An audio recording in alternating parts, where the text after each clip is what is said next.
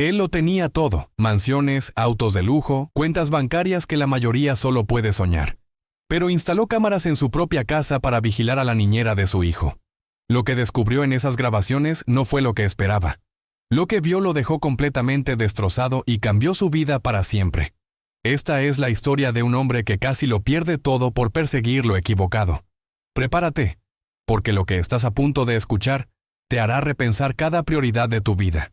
Ricardo Mendoza nació en una familia de clase media en las afueras de Buenos Aires. Su padre era contador, su madre maestra de escuela primaria. No eran ricos, pero tampoco les faltaba nada. Ricardo era el mayor de 3 hermanos, y desde pequeño mostró algo que sus padres notaron de inmediato: una ambición feroz. Mientras otros niños jugaban al fútbol en las tardes, Ricardo vendía limonada en el parque.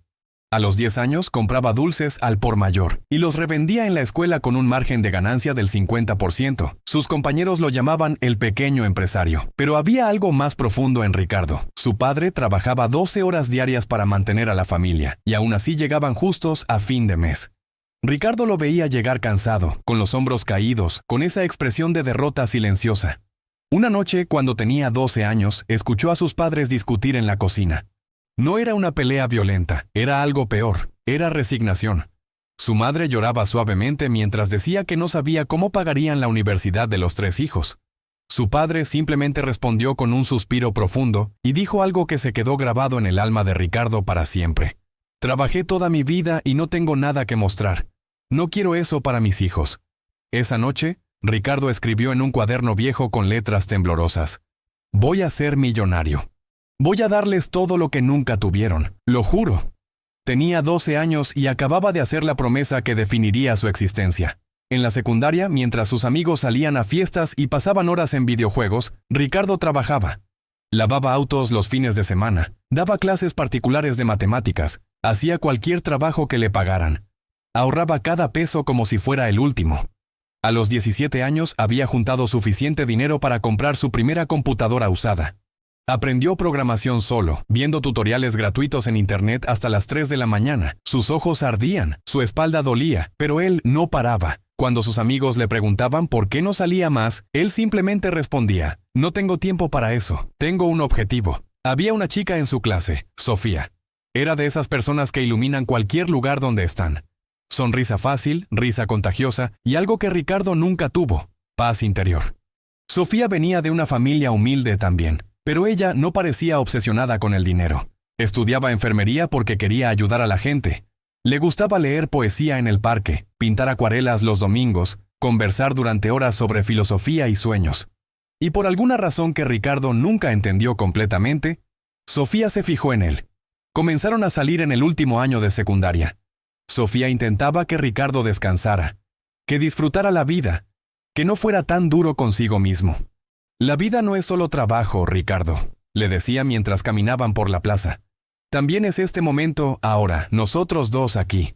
Ricardo la miraba y sentía algo extraño en el pecho, algo cálido que no sabía nombrar. Pero inmediatamente después pensaba en su objetivo, en esa promesa que había hecho, y volvía a su mundo de números y planes. Se casaron a los 23 años. Fue una boda sencilla, en el jardín de la casa de los padres de Sofía. Ricardo ya había lanzado su primera startup tecnológica, una plataforma de gestión para pequeños negocios. Trabajaba 18 horas diarias. Sofía terminó su carrera de enfermería y consiguió trabajo en un hospital público. Ella trabajaba turnos de 12 horas. Él trabajaba todo el tiempo. Se veían en la cena cuando ambos llegaban agotados, pero Sofía siempre encontraba energía para sonreír, para preguntarle cómo le fue el día, para abrazarlo antes de dormir. Ricardo la amaba. Estaba seguro de eso. Pero su amor era algo que quedaba en segundo plano, algo que atendería cuando tuviera éxito, cuando tuviera tiempo, cuando finalmente llegara a esa meta invisible que perseguía sin descanso. 2 años después nació Mateo. Ricardo estaba en una reunión con inversionistas cuando Sofía entró en trabajo de parto. Casi no llega al hospital. Cuando finalmente sostuve a su hijo por primera vez, algo se rompió dentro de él. Era tan pequeño, tan frágil, tan perfectamente vulnerable. Mateo lo miró con esos ojos enormes y Ricardo sintió un amor que no sabía que existía. «Te voy a dar todo», le susurró al bebé. «Todo lo que yo nunca tuve. Te lo prometo». Pero darle todo para Ricardo significaba una sola cosa: dinero. Su empresa comenzó a crecer. Los contratos llegaban uno tras otro. Consiguió inversores importantes, expandió el equipo, abrió oficinas en 3 ciudades. A los 30 años, Ricardo Mendoza era oficialmente millonario. Compró una mansión en un barrio privado de las afueras de Buenos Aires. 3 pisos, 8 habitaciones, piscina climatizada, jardín de 2 hectáreas. Contrató personal de servicio, cocinera, jardinero, chofer y una niñera para Mateo. Su nombre era Elena. Elena tenía 42 años, era viuda, tenía 2 hijos adultos que ya no vivían con ella. Había trabajado como niñera durante 20 años, tenía referencias impecables. Era callada, eficiente, dedicada. Sofía la había elegido después de entrevistar a 15 candidatas. Hay algo en ella, le dijo a Ricardo. Hay bondad genuina. Confío en ella con Mateo. Ricardo apenas prestó atención. Estaba en su teléfono revisando correos mientras Sofía hablaba. Perfecto, contrátala, respondió sin levantar la vista. Los años pasaron como una película en velocidad rápida. Ricardo casi no los vivió, simplemente los atravesó. Mateo cumplió 3 años, luego 4, luego 5. Ricardo estaba en viajes de negocios la mitad del tiempo. Cuando estaba en casa, estaba en su oficina del 3er piso, con la puerta cerrada, en videollamadas con Tokio, con Nueva York, con Londres. Su imperio seguía creciendo. Lanzó 3 empresas más. Su fortuna se multiplicó. Forbes lo incluyó en la lista de empresarios menores de 40 más exitosos de Latinoamérica. Tenía todo lo que siempre soñó. Todo excepto tiempo. Sofía intentó hablar con él muchas veces. Mateo te extraña, le decía. Pregunta por ti todos los días. Pregunta por qué papá nunca está. Ricardo respondía lo mismo siempre. Estoy haciendo esto por él, por ustedes, por nuestro futuro. Sofía lo miraba con esos ojos que alguna vez lo miraron con admiración. Pero ahora solo había tristeza. Nuestro futuro es ahora, Ricardo. Mateo no necesita más juguetes, te necesita a ti. Pero Ricardo no escuchaba. En su mente estaba construyendo un legado, estaba cumpliendo su promesa, estaba siendo un buen padre al proveer. Una mañana Sofía no se levantó de la cama. Ricardo ya estaba vestido, listo para salir a otra reunión. ¿Sofía? La llamó desde la puerta. Ella estaba acostada, mirando el techo, con lágrimas silenciosas corriendo por sus sienes. No puedo más, susurró. Ricardo sintió un escalofrío. Se acercó, se sentó en el borde de la cama. ¿Qué pasa? ¿Estás enferma? Sofía lo miró y por primera vez en años, Ricardo realmente la vio. Había ojeras profundas bajo sus ojos. Su cabello, que solía brillar, estaba opaco. Sus manos temblaban ligeramente. Estoy exhausta, Ricardo. Trabajo 12 horas en el hospital. Luego vengo y trato de ser madre y padre para Mateo. Tú no estás, nunca estás. Y cuando estás, no estás realmente aquí. Ricardo sintió algo parecido a la culpa, pero inmediatamente lo bloqueó. Sofía, sabes que estoy trabajando para nosotros. Mira todo lo que tenemos. Mira esta casa, esta vida. Sofía cerró los ojos. Esta casa está vacía, Ricardo. Está llena de cosas, pero vacía de vida. Mateo duerme con la niñera más que conmigo. Tú y yo no hemos tenido una conversación real en meses. No hemos hecho el amor en... Ni siquiera recuerdo. Esto no es vida. Esto es sobrevivir en medio de la abundancia. Ricardo no supo qué responder. Se quedó allí sentado, incómodo, con su reloj de lujo marcando el tiempo de una reunión que no podía perder. Finalmente se levantó. Tomemos unas vacaciones, dijo. El próximo mes lo prometo. Nos vamos los 3 a algún lugar. Sin trabajo, sin teléfono, solo nosotros. Sofía no respondió. Simplemente se dio vuelta y se cubrió con las sábanas. Ricardo salió de la habitación sintiéndose extrañamente hueco. Esa noche, cuando regresó pasadas las 11, la casa estaba en silencio. Subió al cuarto de Mateo. Su hijo dormía profundamente, abrazando un oso de peluche. Ricardo se quedó parado en la puerta, observándolo. Mateo tenía 6 años ahora. ¿Cuándo había crecido tanto? Ricardo intentó recordar la última vez que habían jugado juntos, la última vez que había leído un cuento antes de dormir, la última vez que simplemente habían pasado tiempo juntos. No podía recordar nada específico. Todo se mezclaba en una neblina de ausencia. 2 meses después, durante un desayuno rápido antes de que Ricardo saliera a otro viaje, Sofía dejó caer la bomba. Renuncié al hospital, dijo tranquilamente mientras servía jugo de naranja. Ricardo casi escupe su café. ¿Qué? ¿Por qué? Sofía se sentó frente a él. Había algo diferente en su expresión. Determinación. Porque alguien tiene que estar aquí para Mateo, y claramente no vas a ser tú. Uno de nosotros tiene que ser padre de verdad, no solo proveedor. Ricardo sintió la acusación como una bofetada. Yo soy su padre. Trabajo para darle todo. Sofía negó con la cabeza lentamente. No, Ricardo. Trabajas porque no sabes hacer otra cosa, porque tienes miedo. Miedo de detenerte. Miedo de enfrentar quién eres realmente cuando no estás construyendo el siguiente proyecto. Tu hijo no te conoce. ¿Sabes eso? Ayer le pregunté cuál era su color favorito de papá. No supo responder. No sabe si te gusta el fútbol o el básquet, si prefieres el verano o el invierno, qué música escuchas, qué te hace reír. No te conoce porque nunca estás. Las palabras de Sofía se clavaron como cuchillos, pero Ricardo las rechazó. Se levantó bruscamente. Esto es ridículo. Estoy dándoles la vida que siempre soñé para mi familia. Mi hijo va a la mejor escuela privada. Tiene todo lo que necesita. Va a poder estudiar en cualquier universidad del mundo sin preocuparse por dinero. Eso es ser buen padre. Sofía lo miró con una tristeza tan profunda que por un momento Ricardo casi se quiebra. No, Ricardo, dijo ella suavemente. Eso es ser un buen proveedor. Ser padre es otra cosa completamente diferente. La tensión en la casa se volvió palpable. Ricardo y Sofía apenas hablaban. Cuando lo hacían era sobre logística. ¿Quién recogería a Mateo de la escuela? ¿Qué se necesitaba comprar? ¿Cuándo era la próxima cita con el pediatra? Habían dejado de ser pareja para convertirse en compañeros de cuarto que compartían responsabilidades. Ricardo se sumergió aún más en el trabajo. Era más fácil así. En el trabajo todo tenía sentido. Todo era medible.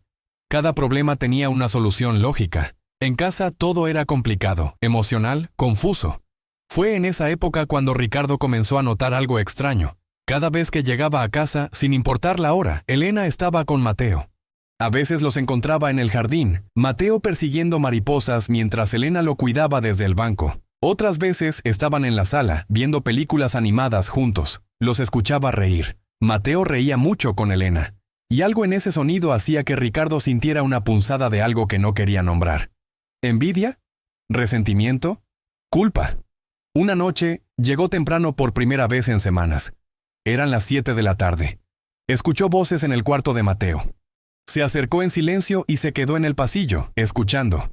Era Elena leyéndole un cuento a Mateo. Su voz era suave, maternal, llena de expresión. Mateo interrumpía constantemente con preguntas. ¿Y entonces el caballero rescata a la princesa? Elena se reía. Bueno, en esta versión, la princesa se rescata a sí misma. Es más inteligente que el caballero. Mateo se rió. Como mamá. Mamá es la más inteligente. Hubo un silencio. Luego Mateo preguntó algo que hizo que el corazón de Ricardo se detuviera. Elena, ¿por qué mi papá nunca está? Ricardo se tensó en el pasillo, su respiración contenida. Elena tardó en responder. Cuando lo hizo, su voz era cuidadosa. Tu papá trabaja mucho, cariño. Está construyendo cosas importantes. Mateo no pareció satisfecho. Pero los papás de mis amigos también trabajan y están en casa para la cena. Mi papá nunca está. ¿Es porque no le gusto? Ricardo sintió como si le hubieran golpeado el pecho. Elena respondió rápidamente. No, mi amor. Tu papá te ama muchísimo. Él... A veces los adultos nos perdemos un poco. Nos olvidamos de lo que es realmente importante. Pero eso no significa que no te ame. Ricardo se alejó del pasillo. No podía escuchar más. Bajó las escaleras, salió al jardín, se sentó en la oscuridad junto a la piscina. ¿Su hijo pensaba que no le gustaba? ¿Que no lo amaba? Eso era imposible. Lo amaba más que a nada en el mundo. Todo lo que hacía era por él. ¿Cómo podía Mateo no ver eso? Pero una vocecita en su cabeza, una que sonaba sospechosamente como Sofía, susurró. ¿Cómo va a ver algo que nunca le has mostrado? Los días siguientes, Ricardo observó más. Observó cómo Elena preparaba el desayuno de Mateo exactamente como le gustaba. Observó cómo sabía cuándo Mateo estaba triste sin que él dijera nada. Observó cómo Mateo corría a abrazarla cuando llegaba por las mañanas. Y observó cómo su hijo apenas lo miraba a él cuando llegaba a casa tarde. Ricardo se había convertido en un extraño en su propia familia. Fue entonces cuando tomó la decisión. Le dijo a Sofía que tenía que hacer un viaje de negocios de 2 semanas a Asia. Era mentira. Iba a estar en un hotel a 20 minutos de su casa. Pero antes de irse, mandó a instalar cámaras de seguridad. Le dijo al técnico que quería cobertura completa. Sala, cocina, cuarto de juegos de Mateo, jardín. Es por seguridad, le explicó. Pero la verdad era diferente. Algo en su mente había comenzado a retorcerse. Una voz paranoica susurraba: Elena pasa más tiempo con tu hijo que tú. Tu hijo la quiere más a ella. ¿Y si está tratando de reemplazarte? ¿Y si está envenenando a Mateo contra ti? Era irracional, lo sabía. Elena había sido perfecta durante años. Sofía confiaba en ella completamente. Pero Ricardo ya no confiaba en su propio juicio. Se sentía como si estuviera perdiendo el control de su vida, y vigilar, monitorear, tener datos concretos, era lo único que sabía hacer. Instaló una aplicación en su teléfono que le permitía ver todas las cámaras en tiempo real, y durante esas 2 semanas, desde su habitación de hotel, observó. La primera semana no vio nada fuera de lo común. Elena llegaba puntual cada mañana, preparaba el desayuno de Mateo, lo llevaba a la escuela, lo recogía, le ayudaba con la tarea, jugaban en el jardín. Cenaban juntos cuando Sofía trabajaba tarde. Todo era normal, rutinario, aburrido incluso. Ricardo se sintió ridículo. ¿Qué esperaba encontrar? Pero no podía dejar de mirar. Fue en la segunda semana cuando sucedió. Era martes por la noche. Sofía tenía turno nocturno en el hospital. Ricardo estaba en su habitación de hotel, revisando correos, cuando decidió chequear las cámaras una última vez antes de dormir. La imagen mostró a Elena y Mateo en la sala. Mateo estaba sentado en el sofá, llorando. Ricardo se incorporó inmediatamente, el corazón acelerado. Subió el volumen. Elena estaba arrodillada frente a Mateo, sosteniendo sus manos. ¿Qué pasó, mi amor? Mateo sollozaba. En la escuela hoy todos hablaron de sus papás. Diego dijo que su papá lo llevó a pescar el fin de semana. Ana dijo que su papá la ayudó a construir un castillo de Lego. Todos tenían historias. ¿Y yo? Yo no tenía nada que decir. Elena le limpió las lágrimas con un pañuelo. «Oh, cariño». Mateo la miró con ojos rojos. «¿Por qué mi papá no me quiere, Elena? ¿Qué hice mal?» Ricardo sintió como si le hubieran arrancado el corazón. Sus manos temblaban sosteniendo el teléfono. Elena abrazó a Mateo. «Escúchame bien», dijo con voz firme pero amorosa. «Tu papá te ama. Te ama más de lo que puedes imaginar. Él solo está perdido. A veces los adultos nos perdemos tanto en lo que creemos que debemos hacer, que olvidamos lo que realmente importa». Mateo se separó del abrazo. «Pero si me amara, estaría aquí. El amor es estar, eso dijiste una vez». Elena suspiró profundamente. Ricardo vio en su rostro algo que lo sorprendió. Dolor genuino. «Tienes razón, mi amor. El amor es presencia. Y tu papá no ha estado presente. Pero ¿sabes qué? Eso no es culpa tuya. Nunca, nunca es culpa tuya. Tu papá tiene sus propias batallas, sus propios miedos. Y a veces, cuando las personas tienen mucho miedo, se esconden en su trabajo, en el éxito, en el dinero, porque es más fácil que enfrentar lo que realmente sienten». Mateo procesó esto. «¿Mi papá tiene miedo?» Elena asintió. «Creo que sí. Creo que tiene miedo de no ser suficiente, de fallar, de no ser el padre que quiere ser. Entonces trabaja y trabaja, pensando que eso lo hará suficiente. Pero lo que no entiende es que para ti, él ya es suficiente. Solo necesitas que esté aquí». Ricardo había dejado de respirar. Las palabras de Elena penetraban cada defensa, cada justificación que había construido durante años. Mateo preguntó con voz pequeña: «¿Pero algún día va a estar aquí? ¿Algún día vamos a hacer cosas juntos como los otros papás e hijos?» Elena abrazó a Mateo nuevamente. «No lo sé, cariño. Eso depende de tu papá. Depende de si se da cuenta de lo que está perdiendo antes de que sea demasiado tarde». Esa noche, Ricardo no durmió. Se quedó despierto en esa habitación de hotel anónima, rodeado de lujo vacío, reproduciendo la escena una y otra vez. Su hijo, su pequeño Mateo, llorando porque pensaba que su padre no lo amaba. Y peor aún, tenía razón. No en que Ricardo no lo amara, eso era mentira, pero sí en que no estaba presente. En que había elegido el trabajo sobre su familia una y otra vez. En que había confundido proveer con amar. Los siguientes días, Ricardo siguió observando las cámaras, pero ahora con ojos diferentes. Ya no buscaba evidencia de traición o incompetencia, simplemente observaba la vida que se desarrollaba en su casa sin él. Observó a Elena enseñarle a Mateo a cocinar galletas, y cómo su hijo se manchaba toda la cara de harina riendo. Observó a Sofía llegar exhausta del hospital y cómo Elena le preparaba té sin que se lo pidiera.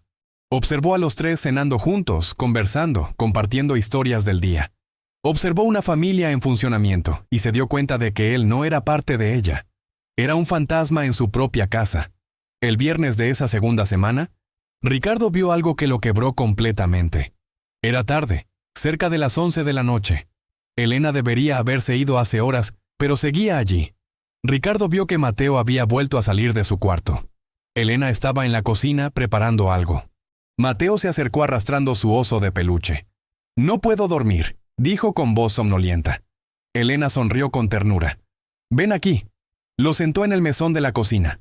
«Te voy a hacer el remedio secreto de mi abuela para el insomnio. Leche tibia con miel y una pizca de canela». Mientras calentaba la leche, Elena habló. «¿Sabes? Mi hijo mayor, cuando tenía tu edad, también tenía problemas para dormir, especialmente cuando su papá murió». Mateo la miró con ojos grandes. «¿Tu esposo murió?» Elena asintió con tristeza en los ojos, pero también con paz. «Sí, fue un accidente. De un día para otro ya no estaba.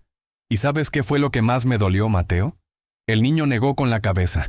«Que las últimas semanas antes de que muriera habíamos estado peleando, por tonterías, por dinero, por el trabajo, por cosas que ahora veo que no importaban nada. Y no puedo recuperar ese tiempo, no puedo decirle que lo siento, no puedo abrazarlo una vez más». Le dio la taza de leche a Mateo. «Por eso, cuando veo a tu papá, me duele el corazón, porque está perdiendo tiempo precioso que nunca va a recuperar. Está persiguiendo cosas que no lo van a abrazar de vuelta cuando esté viejo. El dinero no va a ir a su funeral y llorar por él.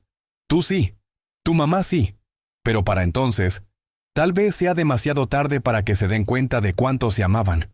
Mateo bebió su leche pensativamente. «¿Crees que mi papá se va a arrepentir?».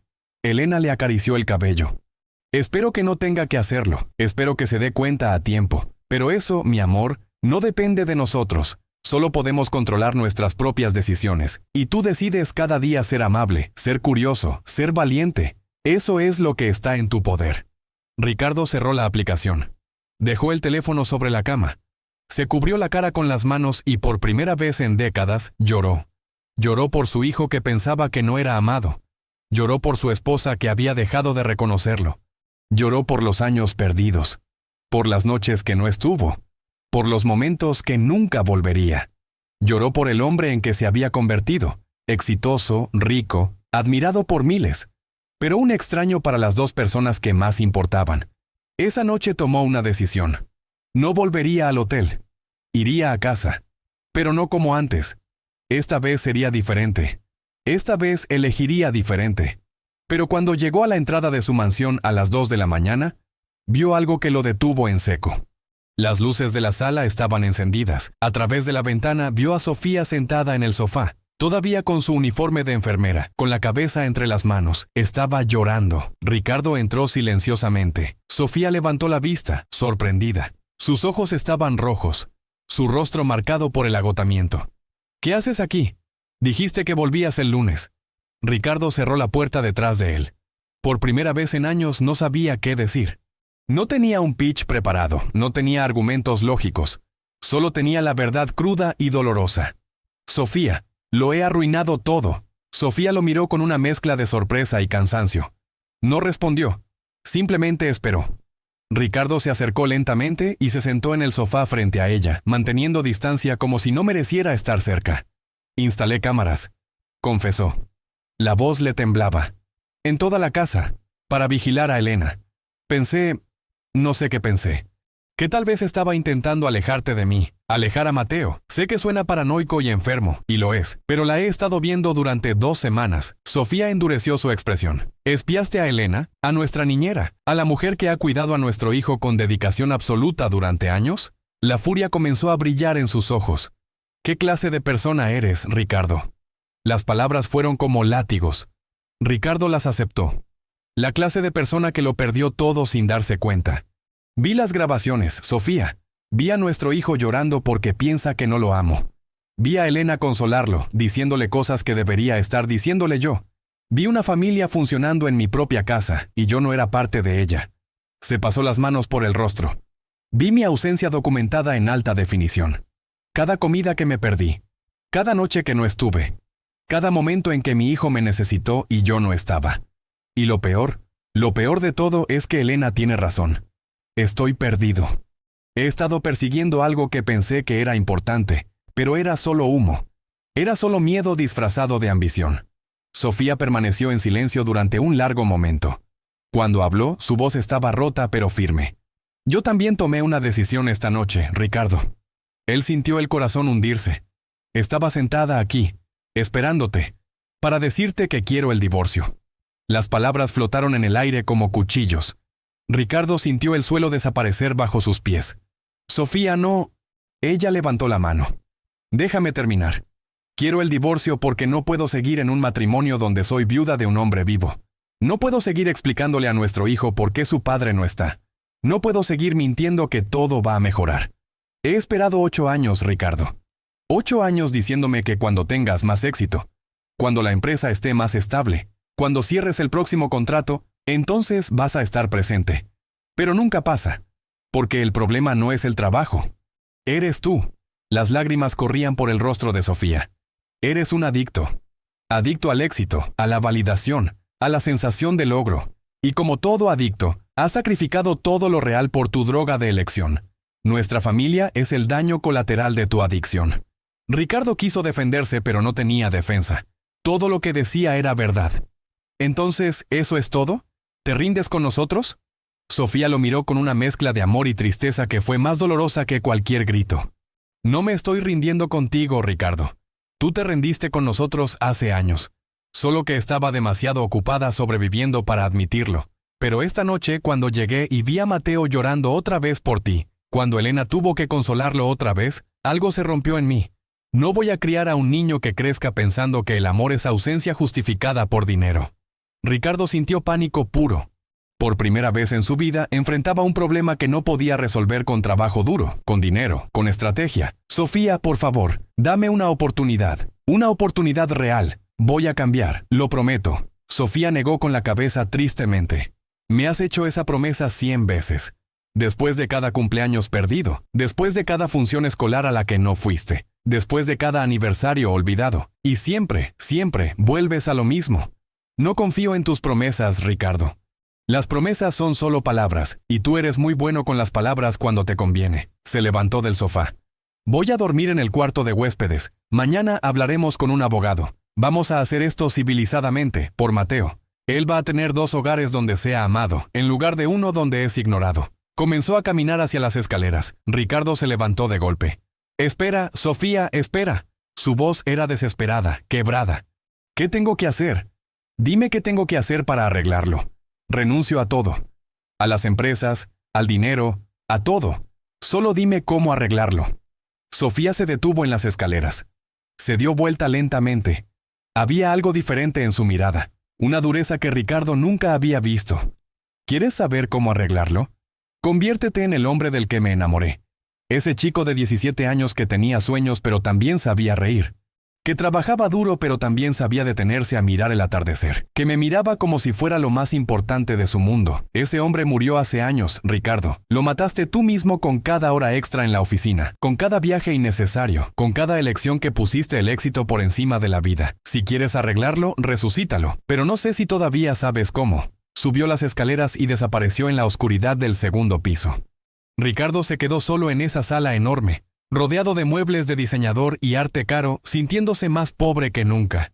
Se sentó en el suelo con la espalda contra el sofá, y se quedó allí hasta que amaneció. No durmió. Simplemente pensó. Repasó su vida como si fuera una película. Vio cada momento en que eligió mal. Cada vez que dijo más tarde a Mateo. Cada vez que canceló una cita con Sofía. Cada vez que puso una reunión por encima de una función escolar. Y por primera vez vio el patrón. No eran decisiones aisladas, era una filosofía de vida completa que estaba fundamentalmente equivocada. Cuando el sol comenzó a salir, Ricardo escuchó pasos pequeños en las escaleras. Mateo bajaba, frotándose los ojos, arrastrando su oso de peluche. Se detuvo al ver a su padre sentado en el suelo. Hubo un momento de confusión en su carita. ¿Papá? Pensé que estabas de viaje. Ricardo sintió un nudo en la garganta. Volví temprano. Mateo se quedó parado a varios metros de distancia, inseguro.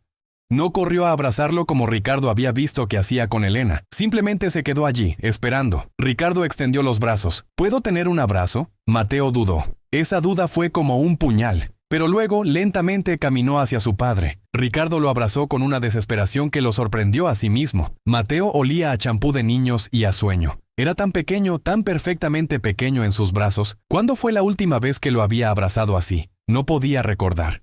«Te extrañé», susurró Ricardo contra el cabello de su hijo. Mateo no respondió inmediatamente. Luego, con voz pequeña, dijo: «¿De verdad?». Esas dos palabras destrozaron a Ricardo. Su hijo dudaba de si lo extrañaba. «Sí», dijo con voz ahogada. «Cada segundo de cada día». Mateo se separó un poco para mirarlo a los ojos. Había escepticismo en esa mirada. Una desconfianza que ningún niño de 6 años debería tener hacia su padre. «Pero nunca estás aquí. Entonces, ¿cómo puedes extrañarme?». Era una pregunta lógica, devastadoramente lógica. Ricardo no tenía una buena respuesta. No tenía ninguna respuesta que no sonara como una excusa. Entonces dijo algo que nunca había dicho antes. «Tienes razón. No puedo extrañarte si no estoy aquí. He sido un mal papá, Mateo. Y lo siento muchísimo». Mateo parpadeó sorprendido. Los adultos no solían disculparse con él. «¿De verdad lo sientes?». Ricardo asintió, las lágrimas finalmente liberándose. «Más de lo que puedes imaginar. He cometido muchos errores. He elegido mal muchas veces. Pero quiero cambiar. Si me das una oportunidad, quiero ser el papá que mereces». Mateo procesó esto con la seriedad de un niño que ha madurado demasiado rápido. ¿Promesa? Ricardo recordó las palabras de Sofía sobre las promesas vacías. «No voy a prometerte nada, hijo. Porque las promesas son solo palabras. Voy a mostrarte con acciones. ¿Qué te parece si hoy, en lugar de trabajar, pasamos el día juntos? Solo tú y yo. Hacemos lo que tú quieras». Los ojos de Mateo se iluminaron con una esperanza cautelosa. «¿Lo que yo quiera?». Ricardo sonrió aunque todavía tenía lágrimas en los ojos. «Lo que tú quieras». Mateo pensó intensamente. «Quiero ir al parque, y quiero que juguemos fútbol, y luego quiero ir por helado, y luego quiero que me leas un cuento antes de dormir». Cada petición era tan simple, tan básica, y sin embargo Ricardo no había hecho ninguna de esas cosas en años. «Trato hecho». Extendió su mano. Mateo la estrechó con seriedad, como había visto hacer a los adultos. Ese día, Ricardo apagó su teléfono. Completamente. Cuando su asistente llamó al teléfono de la casa sobre una crisis en la oficina, Ricardo dijo algo que nunca había dicho. «Que lo resuelva el equipo. Yo no voy a estar disponible hoy». Hubo un silencio atónito del otro lado. Su asistente balbuceó. ¿Está todo bien, señor Mendoza?» Ricardo miró a Mateo, quien estaba cambiándose para ir al parque con una sonrisa en el rostro. «Sí. Por primera vez en mucho tiempo todo está comenzando a estar bien». Fueron al parque. Ricardo no recordaba la última vez que había estado en un parque. Jugaron fútbol, aunque Ricardo estaba terriblemente fuera de forma, y Mateo le ganó 5-1. Cada vez que Mateo metía un gol, gritaba de alegría y corría con los brazos extendidos. Ricardo grabó ese sonido en su memoria, ese sonido de felicidad pura que había estado perdiéndose. Fueron por helado. Mateo eligió 3 sabores diferentes. Se manchó toda la cara. Ricardo le sacó una foto con su teléfono, la primera foto que había tomado de su hijo en meses. En la foto, Mateo sonreía con chocolate en la nariz, y sus ojos brillaban de felicidad. Por la tarde, volvieron a casa. Sofía estaba en la cocina con Elena. Ambas se quedaron inmóviles al verlos entrar juntos, riendo. Ricardo llevaba a Mateo sobre los hombros. Había una energía diferente entre ellos. Elena sonrió ampliamente. Sofía pareció conmocionada. Ricardo bajó a Mateo. «Ve a lavarte para la cena», le dijo. Mateo asintió y corrió escaleras arriba. Ricardo se quedó parado en la cocina, mirando a las 2 mujeres. «Elena», comenzó. Su voz era humilde.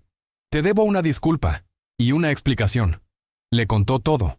Sobre las cámaras, sobre su paranoia, sobre lo que había visto. Elena escuchó en silencio, su expresión ilegible.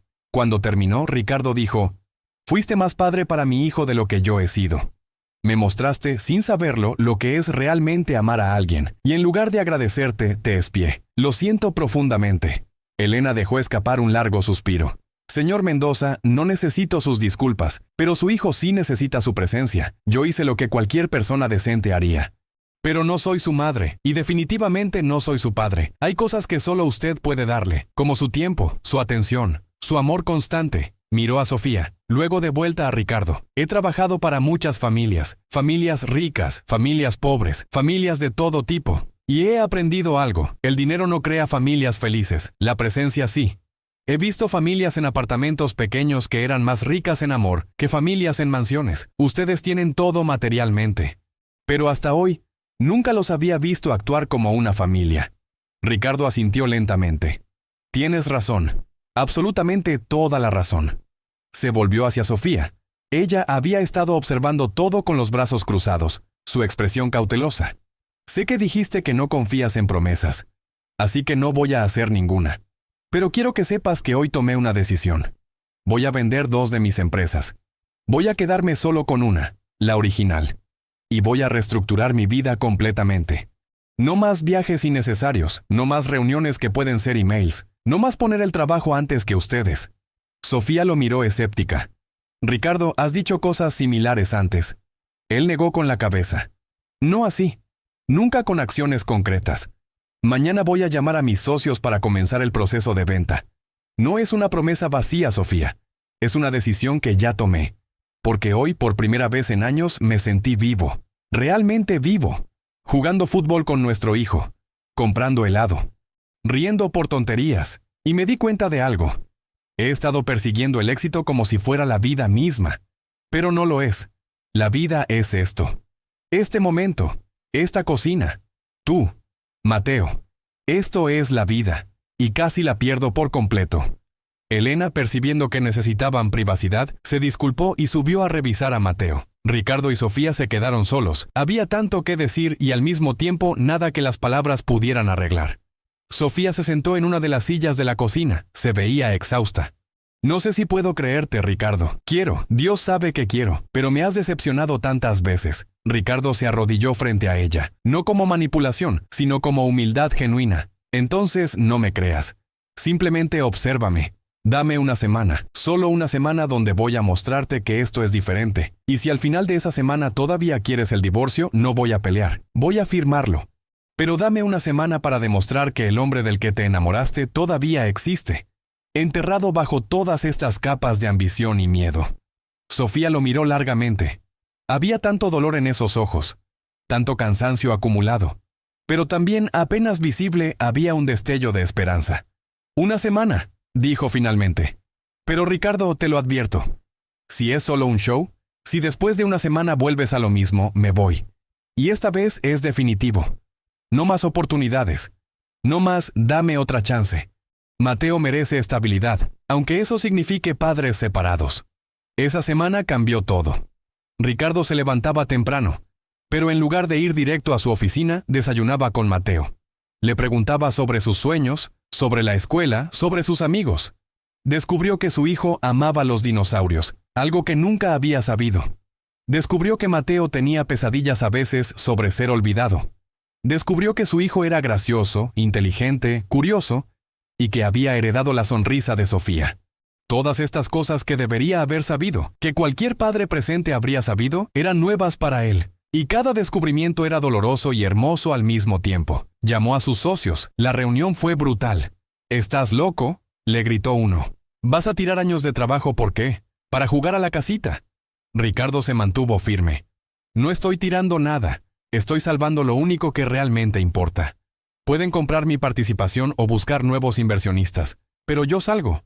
Lo llamaron traidor, débil, idiota.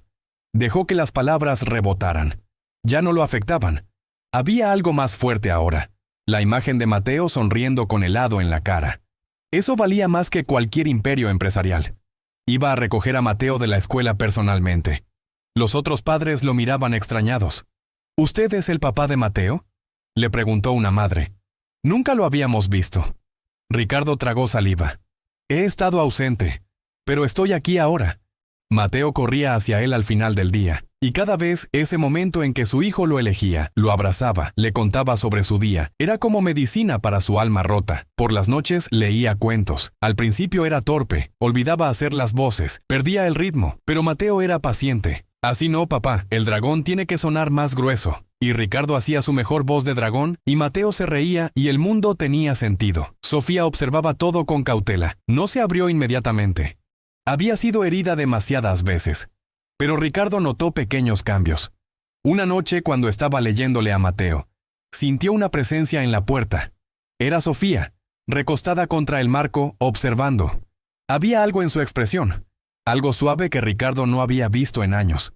Cuando terminó el cuento y Mateo se durmió, Ricardo salió del cuarto y encontró a Sofía todavía allí.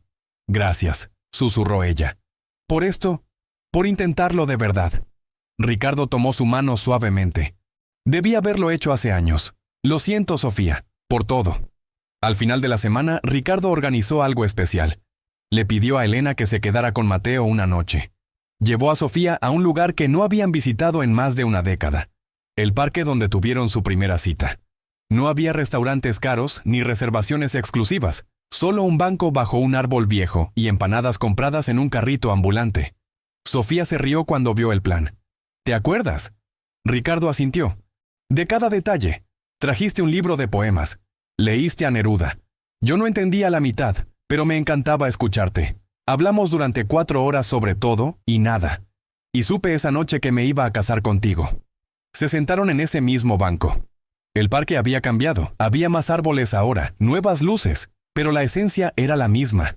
«Sofía», comenzó Ricardo, «esta semana me mostró algo. No solo lo que había perdido, sino quién había perdido. Me perdí a mí mismo persiguiendo una versión de éxito que ni siquiera me hace feliz. Construí un imperio, pero perdí mi alma en el proceso. Y casi pierdo lo único que realmente me hace sentir completo. Tú y Mateo». Sofía tenía lágrimas en los ojos. «Ricardo, tengo miedo. Miedo de creer. Miedo de que esto sea temporal. Miedo de volver a sentir esperanza solo para que me la quiten otra vez». Ricardo tomó sus manos. «Yo también tengo miedo. Miedo de fallar otra vez. Miedo de no ser suficiente. Pero aprendí algo. El miedo es lo que me metió en este problema en primer lugar. Miedo de no ser exitoso, de no proveer, de no ser respetado. Entonces trabajé y trabajé hasta que el trabajo se convirtió en mi identidad. Pero mi identidad no es mi trabajo. Soy padre. Soy esposo. Soy el hombre que ama a una mujer increíble que ha sido más fuerte de lo que yo merecía». Se arrodilló frente a ella. No como proposición de matrimonio, sino como gesto de humildad. «No te pido que confíes en mis palabras, solo te pido que me permitas seguir mostrándote con acciones, cada día, por el resto de mi vida si me lo permites». Sofía lloró abiertamente ahora. Lo jaló para que se levantara y lo abrazó. «Una vez me dijiste que ibas a construir un imperio para mí. ¿Te acuerdas?». Ricardo asintió contra su hombro. «Pues no quiero un imperio, Ricardo. Nunca lo quise. Solo te quería a ti, al chico que podía reírse de sí mismo, que soñaba pero también vivía. Ese es el imperio que quiero, una vida juntos que valga la pena vivir». Meses pasaron. Ricardo vendió 2 de sus 3 empresas. Mantuvo la original pero reestructuró completamente. Contrató un CEO para operaciones diarias. Él se quedó como presidente del directorio pero con horario limitado. 9 a 5, lunes a viernes. Nada de fines de semana, nada de viajes innecesarios. Al principio fue difícil. Su identidad había estado tan entrelazada con el trabajo que no saber qué hacer con el tiempo libre era desorientador. Pero Mateo le enseñó. Le enseñó a jugar, a imaginar, a ver el mundo con asombro. Le enseñó que construir castillos de Lego era tan satisfactorio como cerrar contratos millonarios. Le enseñó que las carcajadas de un niño eran mejor recompensa que cualquier cuenta bancaria. Ricardo comenzó terapia, algo que nunca había considerado porque no tenía problemas. Pero enfrentar sus demonios fue revelador. Descubrió que su obsesión con el éxito venía del miedo de terminar como su padre. Trabajador pero sin nada que mostrar. Pero en el proceso de evitar ese destino se había convertido en algo peor. Exitoso pero sin nadie con quien compartirlo. Su terapeuta le dijo algo que se grabó en su mente. «Ricardo, el éxito sin conexión es solo soledad disfrazada de logro». Un año después de aquella noche de crisis, Ricardo y Sofía renovaron sus votos. No fue una ceremonia grande. Fue en el jardín de su casa, con Mateo como único testigo además de Elena y algunos amigos cercanos. Mateo llevó los anillos con orgullo. Cuando Ricardo leyó sus votos, no habló de promesas de futuro. Habló de presencia en el presente. «Sofía, te prometo estar aquí. No perfectamente porque soy humano y voy a meter la pata, pero prometo elegirte cada día, elegir a nuestra familia cada día, elegir la vida sobre el trabajo cada día. Porque aprendí que el éxito no se mide en ceros en una cuenta bancaria, sino en momentos compartidos. Y contigo y con Mateo, Ya soy el hombre más rico del mundo. Elena, quien estuvo allí para todo, lloró durante la ceremonia. Después, Ricardo se acercó a ella. Hay algo que necesito decirte y que nunca te he dicho apropiadamente. Gracias. Gracias por cuidar a mi familia cuando yo no estaba. Gracias por amarlos cuando yo estaba demasiado ciego para hacerlo correctamente. Gracias por las palabras que le dijiste a Mateo aquella noche, las que vi en las cámaras. Me salvaste la vida con tu sabiduría. Elena sonrió con calidez. Solo le dije la verdad, y estoy feliz de que la escuchara. Hoy, 5 años después, Ricardo tiene una vida completamente diferente. Su empresa sigue siendo exitosa, pero él no vive para ella. Vive para las mañanas donde hace panqueques con Mateo, ahora de 11 años. Vive para las noches de cine con Sofía. Vive para las vacaciones donde apagan todos los dispositivos y simplemente son una familia. Todavía tiene dinero, más que suficiente, pero el dinero es solo una herramienta ahora, no su identidad. Abrió una fundación que ayuda a padres sobretrabajados a encontrar balance. Da charlas sobre su experiencia, sobre cómo casi pierde todo por perseguir lo equivocado. Y cada vez que termina una charla, muestra una foto. Él y Mateo cubiertos de barro después de jugar en la lluvia, sonriendo como idiotas. Dice, esta es la verdadera riqueza. Amigos, esta historia nos enseña algo profundo que nuestra sociedad ha olvidado. El éxito sin conexión es fracaso disfrazado. Puedes conquistar el mundo entero, pero si pierdes a tu familia en el proceso, ¿realmente ganaste algo? Ricardo lo tenía todo en papel. Mansiones, autos, cuentas bancarias que la mayoría solo puede soñar. Pero su hijo no lo conocía. Su esposa era una extraña. Su vida era una prisión de lujo.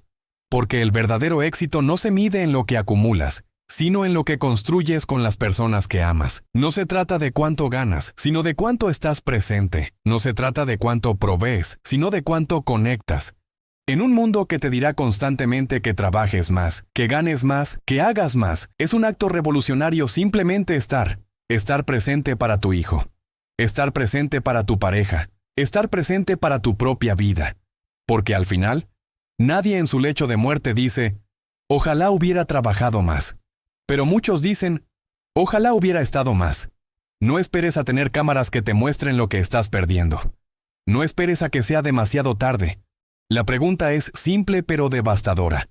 ¿Qué estás construyendo mientras persigues el éxito? ¿Un legado de logros vacíos o una vida llena de amor? La elección es tuya, pero elige sabiamente. Porque el tiempo perdido con las personas que amas nunca regresa.